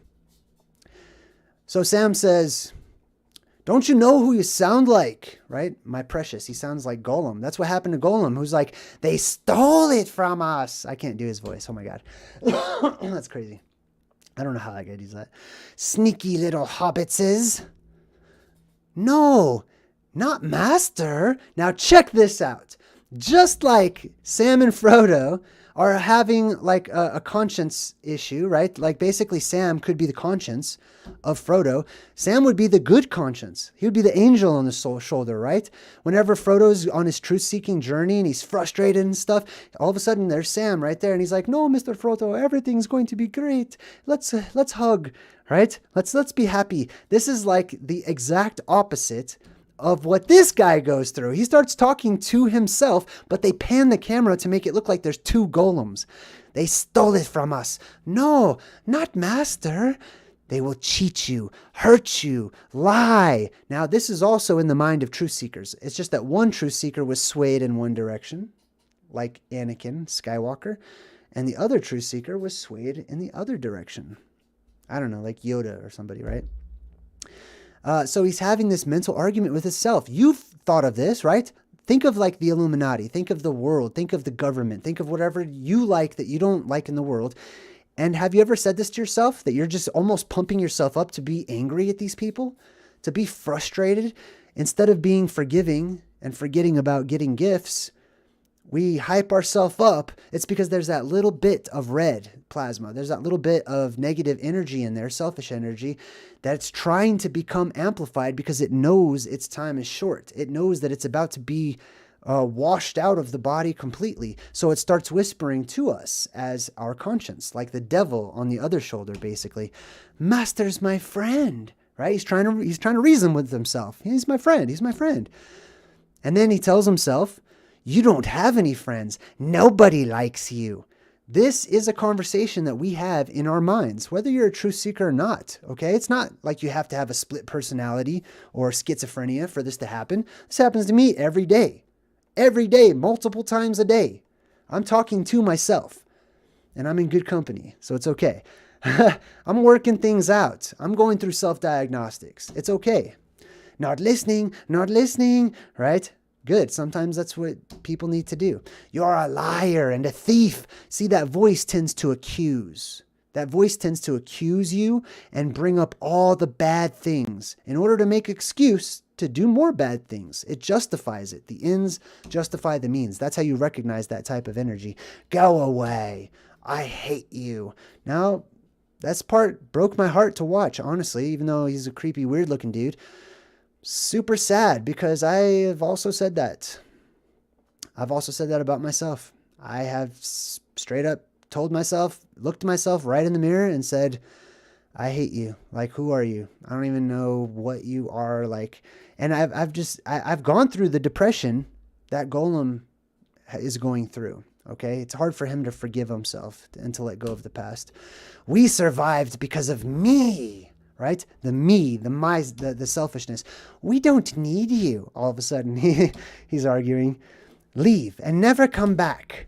We told him to go away. He gets so excited. He's so proud of himself. I almost want to give him a high five, right? Because he had this little self-talk. He came out on top and he said, no, that's bogus, man. I'm not going to listen to that voice. And he takes off, grabs a rabbit, breaks its spine in half, and he's like, ooh, look, rabbits. I brought you some rabbits to eat, hobbits. And the hobbits are always hungry, right? But they don't exactly want to like tear the flesh off the rabbit or anything. They want to cook. And this is also interesting too, right? Because of the meat factor, right? Always wanting to eat meat. It's not like the hobbits killed the rabbit. It was Golem killing the rabbit. But his intentions are good. Good intentions do not always equate to good results or even the right thing to do. So be careful with your good intentions. Now, he's cooking up the rabbit in some rabbit stew. Golem's pissed. He's not happy about the cooking stuff. He just wants to eat it raw, which I can totally understand because eating things raw is usually the best way to eat them. Not the tastiest all the time, but nutritionally, it's the best way to eat them usually. I don't know about meat, don't go eating raw rabbit or anything. I don't want people to get sick. But anyways, so then he says, check this out. What we need is a few good taters. What we need is a few good taters. Now, this is interesting that they put this into the movie. He's talking about potatoes. He wants to throw some potatoes in the stew. You think it's just side conversation, but it's actually pretty deep. And he goes, what's taters, precious? What's taters? They're asking you, what does he mean? Why is he saying taters right now instead of potatoes, right? Why is he referring to them as taters? What is taters, precious? Well, since you asked, Schmeagle, let me go ahead and share this with you. There is a recent surge in research about the Tartarian country or people, the Tartarian locations on maps, on old maps that have been wiped off the maps that people don't really teach that much in school. Tartarian or Tartar or the Tartars actually stems from the word tat, T-A-T or T-O-T, you could say. The vowel doesn't really matter too much. It's the letter tet in Hebrew. In Hebrew, the teton are titans, teton, titan. We have thoth, which is another way of saying tet, essentially. And it says here, this is the marker. Do you see how it's a circle with the X on it? Just like the X-Men who have special abilities, right? It's the exact same marker. It's a circle with an X in the middle. Just like the North Pole is a circular land or giant island that is divided by 4 rivers, dividing the land into 4. The numerical equivalent is 9. 9, typically I've found 6 represents, usually it represents like evil, right? It's the swastika that reverses direction, basically. It's the vortex in the sky that goes one way, and then we go through an electromagnetic reversal and everything spins in the opposite direction. The 6 becomes a 9. The bad becomes a good, or whatever it may be, right? So those of the tet are those of the 9, literally. All right, hold on. Let me move on here. Potatoes. You know, boil them, mash them, stick them in a stew, right? Okay, let me enunciate for you. Well, it's very important how you say these words, Sam, right? Because of your casting spells, buddy. Calm. That's how I feel now. I'm gonna have to, I need to get healthier, man. Now I'm thinking, see, that just freaked me out. Now that as I was coughing, because I realized I cough a lot on my live streams, and that's not good. That means that there's health problems, and I need to fix those. But me coughing like that, and then just remembering and seeing Golem, all of a sudden, like, some stuff just snapped in my head live on the air, like, I need to live better. So that's good. Anyways, the last war that will cover all the world in shadow, because the world will become dark. Look, check it out. They've got gigantic elephants, right? Just like how we talked about in so many of the other videos that we've done, where they say that there are these huge elephantine creatures that live inside of the earth. Some people call them mammoths or whatnot. Now, we go back to Strider, who's having a dream about his elf girlfriend, which I don't blame him because he's on this crazy quest. And she says, this is not the end. It is the beginning. It's not the end. It's the beginning, right? Which are the same thing. The end and the beginning are the exact same thing. They're connected. So if it's the end, it's also the beginning. You could look at it, the water's half empty, or the cup is half empty, the cup is half full. All right, there it is. They're done with their mass pilgrimage, their exodus to Helm's Deep. They're at the base of the, I don't know, symbolic plasma volcano or whatever. They go inside. And remember how we were talking about the plasma volcano, like separating and creating a chasm or an opening inside of it too, creating two peaks. That was the last video that we did. They get into Helm's Deep. They go into the caves. There's a cave system there too. It's not just a big wall or anything. It's actually the mountain itself, just like NORAD, right? Here in the Colorado Springs area. Then he says, a new power is rising. They're talking to you. A new power is rising. We live in one energy field that's about to reverse, and we're going to live in another energy field. Now look at these armies that he has gathered. These armies will be gathered. They are the armies of men. He has gathered the world. He's sent out all of the whisperers into all of the kingdoms. He's gotten into the minds of all of the great kings and stuff.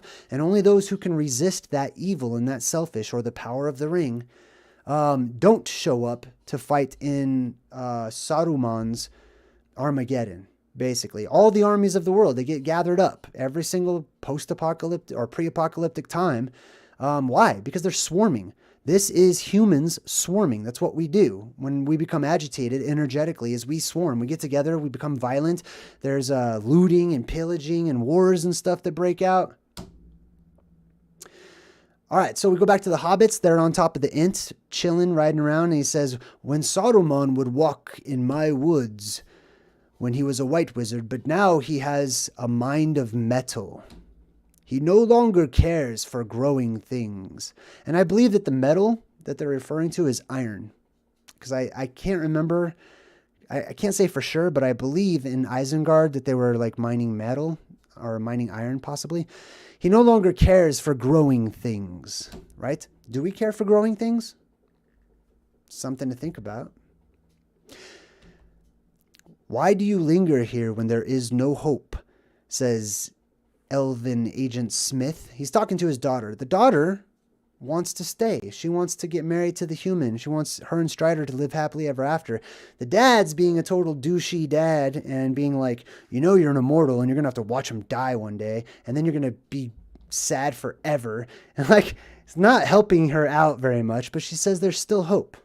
And that's the theme for this part 2. The theme for this movie, The Two Towers, is there's still hope. And that's my theme that I want to share with you. There is still hope, okay? The world is a messed up place. I agree. The world's crazy. But that is the reality that we are in right now. So accept what is and look forward to what is to come, because it's got to change. Everything changes. Everything fluctuates. There are universal laws saying that and demanding that it cannot stay this way forever. It cannot. So have hope. Now, look behind him. You see those two trees? Let me zoom in there. Boom. See these two trees right here with little circles on top? These are called, it's hard to see the circles, huh? These are called the two trees of Valinor. There's a little North Star right there in the middle.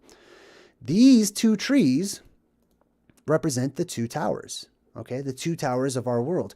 One of them has a sun above it. One of them has a moon above it. Let's take a closer look at the explanation of the Trees of Valinor. Valinor is a place where the elves sort of originally called their home. The two trees of Valinor, also known as the Trees of Valor, or simply the two trees, were... Oh, man. Dang, there's something there blocking it.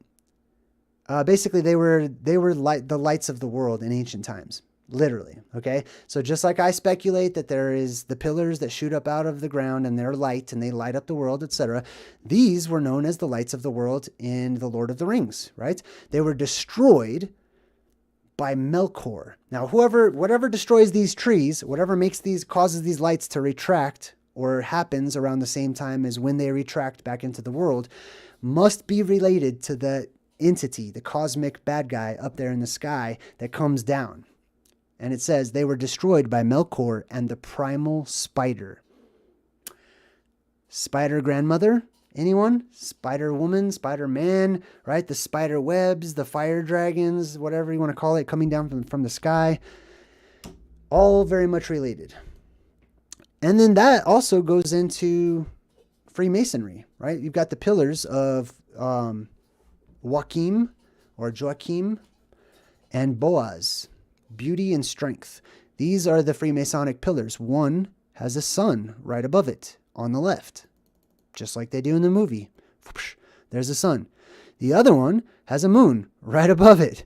Well, the legends say that the Trees of Valinor, that the elves took a little piece of each one before they were obliterated, and out of those pieces they created the sun and the moon, replacement lights, instead of having the beams shooting up out of the earth. Sauron will use his puppet, Saruman. Now that's interesting. Sauron is like the plasma up in the sky. It's like the devil, basically. Will use his puppet, the leader of man, Saruman. Those leaders of our free world are puppets, the movie is saying. The eye of Sauron now turns to Gondor. Gondor is a very interesting word. Gan means garden. Sometimes, usually it's spelled G-A-N, Gan. Like Gan Eden is the Garden of Eden. Gondor is the Garden of Generations, or the generational garden. So the eye of Sauron turns towards this generational garden, which is the North Pole, and there's going to be a fight. There's going to be a battle. There's going to be a cosmic union of some sort. Anyway, the last free kingdom of men. So Gondor, which is the generational garden, is the last free kingdom of men, just like in the Matrix, how Zion was the last kingdom for humans, or whatever, the last city or whatever. For Sauron will have dominion over all life of this earth. There's the all-seeing eye, the horned god, Kronos, etc., and so on and so forth, even to the ending of the world. Plasma volcano. Or, I mean, in the movie, it's just a regular volcano.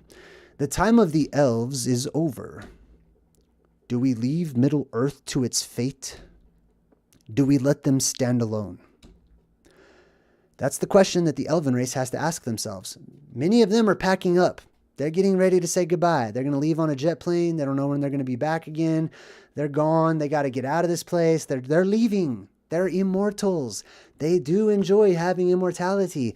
Being stuck here with us means that they become mortal again. And if they choose to stay to help us out, it means that they're choosing mortality in comparison to what they would gain lifespan-wise if they ventured out into the heavens or to other places. But now something is about to happen, says the Ent, that has not happened for an age. How long is an age? Right? How long is an age? I believe an age is from one apocalypse to the next apocalypse. And then it's a new age. And then it's a new age. Same thing with eons, all that stuff. Man, I'm thinking of that golem comment I made earlier. It's creeping me out now. I'm good. I'm glad though. I'm so glad I catch stuff like that in my own life. I love it. I love it because I don't want to be a hypocrite and just tell you guys this stuff and then not like, not apply all of these same things in my own life. Now these you can't tell. It's not really a forest. These are all other Ents. See the little tree face, another tree face there. These are all the Ents. They're going to get together and they're going to have a meeting. He says, many have come. And you can see the Ents all staring at us. They could be trees or they could just be real weird looking giants that have stuff growing on them. Now, we must decide if the Ents will go to war. Interesting. There are those giants of old that were said to have chopped down the trees, but then you have the giants who are said to protect the trees. See, these Ents, these were all created. The Lord of the Rings has a backstory called the Silmarillion, right? The Silmarillion, if you remember, I talked about those two trees of Valinor, right? The Silmarillion, I believe, I could be wrong, but I believe that they are these little crystals, these little rocks or something that came off of those trees that are very powerful.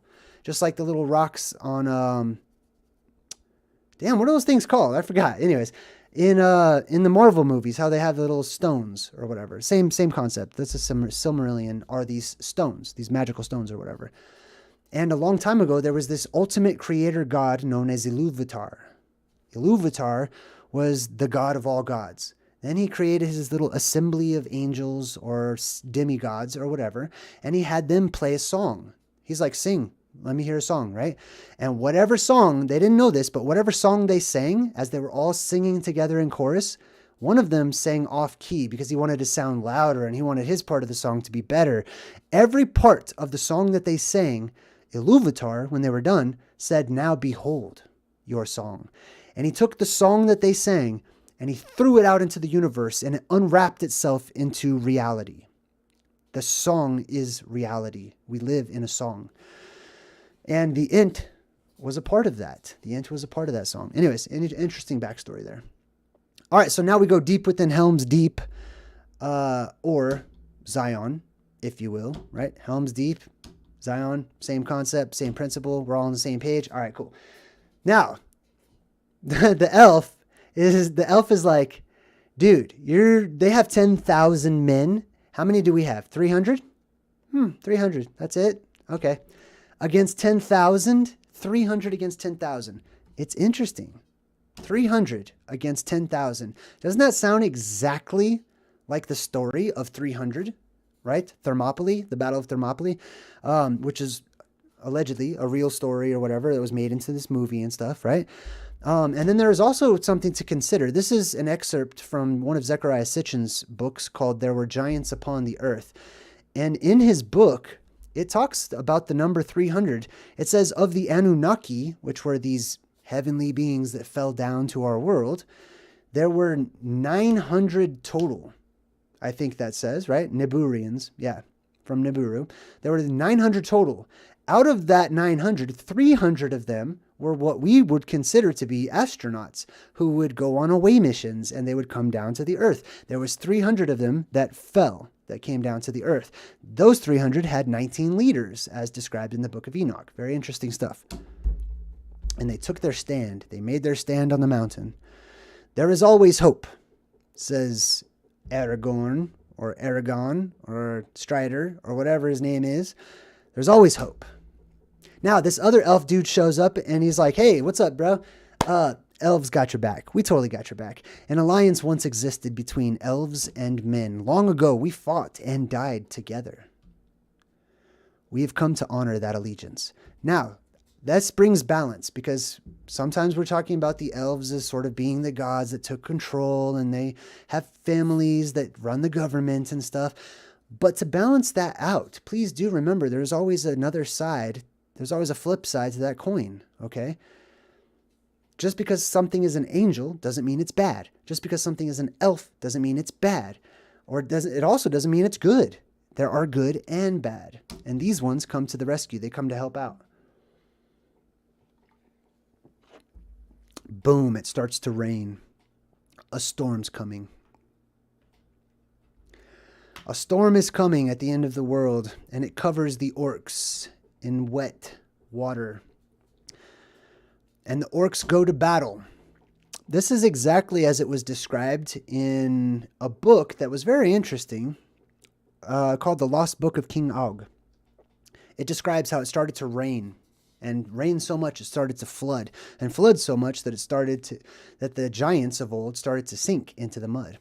Interesting stuff. So the rain is going on. The Ints gather together. They're all walking out. He says, "We have agreed." And they're like, "Oh, sweet. You're going to help us out in the war?" "No. We have agreed you are not orcs." Okay, sweet. Right on. That took a long time. All right. And what about Saruman? What's going on there? You guys going to help us out? "Oh, don't be hasty, Master Meriadoc. The Ents cannot hold back this storm." Interesting choice of words. The Ents cannot hold back this storm.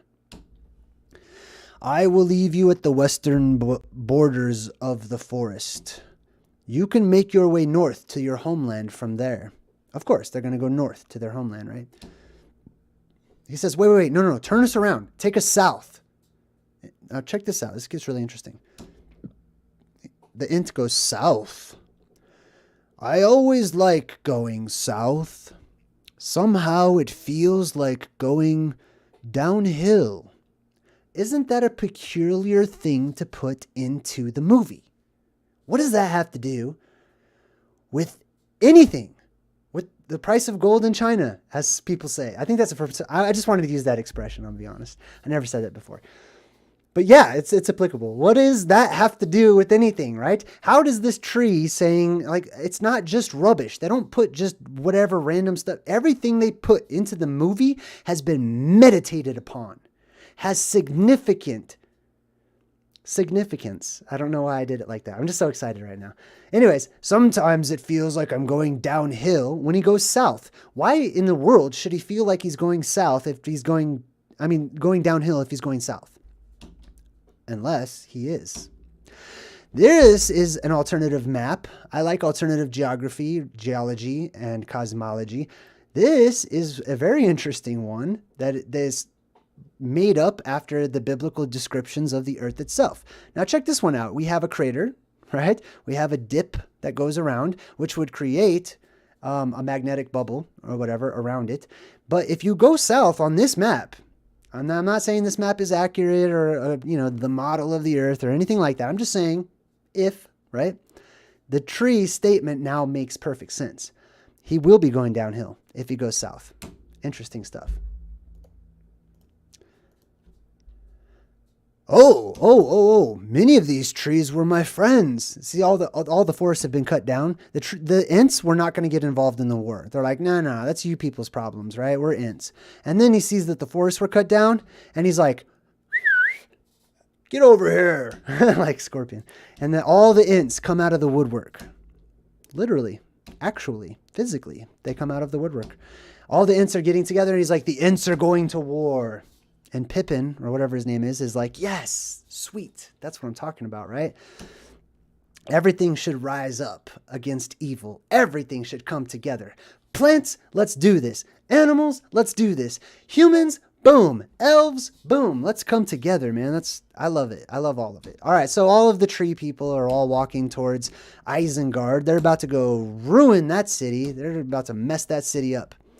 Remember, Isengard, what you're watching right now symbolically, is nature reclaiming the world, okay? Isengard represents all of the metal, all of the industry, all of the garbage that has covered the surface of our world, and we have stripped down Mother Nature and taken her out of the picture. This is Mother Nature saying, "I'm going to go ahead and take that right back, if you don't mind." All right, so we'll go back to the king of Skyrim or whatever, and he says, "Now for a ruin and a red dawn." Red dawn, interesting. Associated with ruin, associated with blood being spilled, associated with danger, associated with magic, right? So they go down the bridge. All the orcs are going up the bridge. They meet the orcs head on, just plowing them down with the horses. Looks up to the east, and what does he see? Not the sun. He sees the white wizard.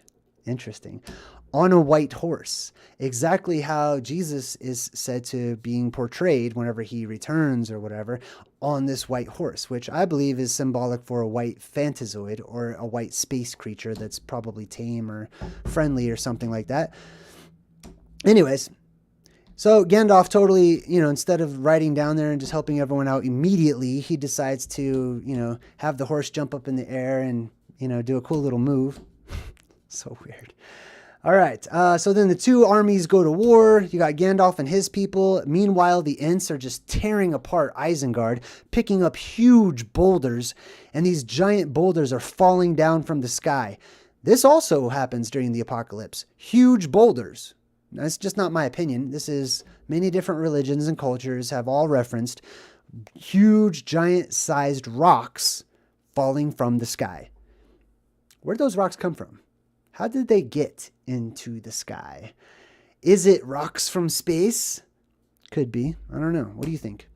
All right. So the trees pick up all these boulders. They start launching them all over the place. Everyone's going to war. Everyone's setting trees on fire. They say, release the river. Now they're going to flood Isengard. The trees are going to flood Isengard. They thought this was a really good idea. There's Isengard, as you can see. It's circular with a tower right there in the middle, just like the North Pole is said to be. And then a rush of water drops in from above, okay? Way above. Look how high up that is. That's the sky, okay, basically. This water is dropping down out of the sky and floods Isengard. Boom, covering over everything. Frodo becomes plasma possessed once again. The closer he gets to the end, the more plasma possessed he starts to become. Which is true of our truth-seeking walk. Be careful. Watch your energy. Because the closer we get to the end, the more amplified the energy of others will be in this world. People will be real quick to anger, so be real careful. So he's starting to get plasma possessed. Boom, puts this sword right to Sam's, or his invisible friend, if you want to see it that way, neck, basically about to try to kill off the good side of himself, right? And he goes, it's me. It's me, right? He responds with love. Love always breaks the spell, all right? Kindness, a happy thought, something warm, it breaks the spell. He says, it's your Sam. Interesting choice of words. It's your Sam. Your Sam. Not like, hey, I'm your buddy, I'm your Sam, remember? That's something that you would say to like a significant other, or something that you can say to yourself because it's that intimate, it's that personal. It's not like, they have like a sexual relationship or anything. That's not portrayed in the movie. I know some people have jumped to that conclusion, but it's not portrayed in the movie whatsoever. Okay, it's actually quite the opposite portrayed in the movie. But he says, it's your Sam. Sam means Shem, which means name. Sem, or Shem, Semite, Shemite, means your name. It's your name. I'm your name. I am your description. I am you. I am goodness. I am purity. I believe in you. You want to kill me? I love you. Don't you know your Sam? Don't you know your name? Don't you know who you are? Or did you forget? That's what the movie's asking us. And then all of a sudden, oh man, it dawns on Frodo. What am I doing? He snaps out of his plasma possession. And here's the interesting thing about the law of one, about the law of unity, seeing everything as being connected. When you do that, you can have no enemies, right? He looks over at Sam and he sees himself. He doesn't want to hurt himself. He doesn't want to kill himself. You can't have enemies whenever you recognize as everything being one and connected, right? He says, I can't do this, Sam. I can't do this. Sam's like, yeah, I know. I'm you, remember? I'm not really here. I don't know. I like to think that he's just his imaginary friend. It's very possible. He's like, I know, Mr. Frodo. It's all wrong. It's all wrong. By rights, we shouldn't even be here. But here we are. It's like in the great stories, Mr. Frodo. The ones that really mattered. Full of darkness and danger they were. And sometimes you didn't want to know the end, because how could the end ever be happy? But in the end, it's only a passing thing. Even darkness must pass. A new day will come. And when the sun shines, it will shine all the clearer. Those were the stories that stayed with you, that meant something, even if you were too small to understand why. But I think, Mr. Frodo, I do understand. Folk in those stories had lots of chances of turning back, and they didn't. They kept going. Because they were holding on to something. That there's some good in this world, Mr. Frodo. And it's worth fighting for. Oh, poor Gollum. He's over there like, damn. That got me right here, man. It gets me right here. I don't know. The more I do a Gollum impression, the worse it becomes. Anyways, I want to read that again without the, I want to read that to you. Okay. I would like to read that to you as if it's not Sam just speaking to the camera and some awesome ending to the movie. Now listen to this. It's talking about your life. I just want you to forget the movie for a moment and imagine that this is somebody that knows you talking to you about the trials that you go through in life. You're a character in a story right now. You're a part of a never-ending story, and it's everywhere. It's all around us. It's all over the place. People are reading it. They're participating in it. And your life is like the great stories. The ones that really mattered. Those stories that really mattered. Full of darkness and danger. And sometimes you didn't really want to know the end. How could the end be happy? How could the apocalypse be happy? How can you have a happy apocalypse? Right? But in the end, it's only a passing thing. Basically, you'll get through this. Whatever you're going through, everything has a beginning, a middle, and an end. It'll transition. Hold on. Even darkness must pass. A new day will come. This is inspiring, to me at least. Knowing that a new day will come. I'm going through my struggles. I'm going through my depressions and my sadness and my anxieties and stuff that I have personally at this particular moment while I make the video. I do have plans to make changes to be a healthier, happier person. And hopefully that's right around the corner. And then hopefully when you see my videos, it will reflect on my face and I'll look like I'm more full of life. I'm just being honest with you. But a new day will come. And when the sun shines, it will shine all the clearer. Those were the stories that stayed with you. Why? What makes a good story? The person holding on. The story sucks if the person dies right at the first page. If the main character dies, you need the main character to survive. You need that main character to go through some messed up stuff to come out the other side victorious so that you can too. All right, let's skip on down here. He says, release them. The battle for Helm's Deep is over. The battle for Middle Earth is about to begin. So now we're talking about the whole world, basically.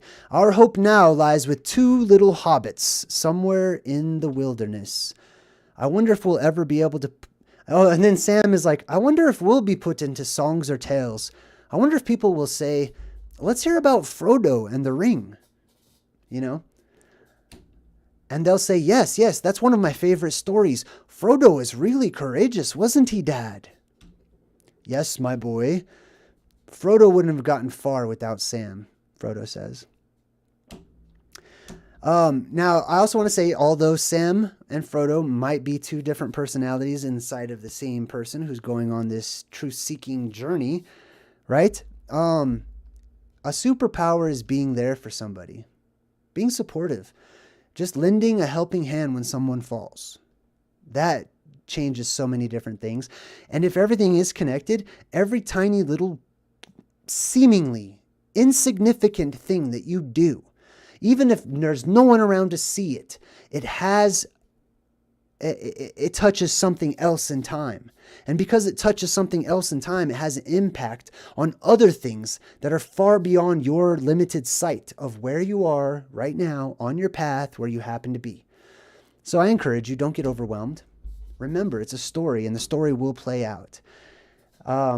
Everything has a beginning, a middle, and end.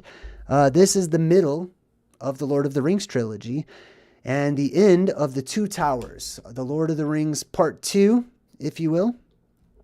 And next week, we're going to do Part 3, The Return of the King. We're going to break that one down. I hope that you guys had a good time. I had a good time. I love everybody in the chat. I seen a lot of laughter going on, a lot of really cool emojis and stuff. So I wasn't in the chat a lot this time, but I can feel the vibration. I love you guys. All right, cool. Well, I'm going to get out of here, and I'll be back next week. We'll break down some more of this stuff. I do have a special guest coming next week, Archaics. It's another one of these channels that I like, that I subscribe to. And this guy reminds me of myself. He's been looking into eschatology, and he's been studying the end of the world, the cyclical end of the world, for quite some time. So it's not really, I don't know if it's going to be an interview type thing. I just want to have him on because I think he'd be a cool guest. And he's very zealous, and he brings a good balance. I'm more of a creative side to the apocalypse. He's more of like, you know, a reference kind of a person or whatever. But either way, I feel like it's going to be a pretty cool live stream. So feel free to go check out his channel, ARCHAIX. Check out my brother's channel. I'm going to give my brother a shout out. His channel is called Straight Jacket White Rabbit.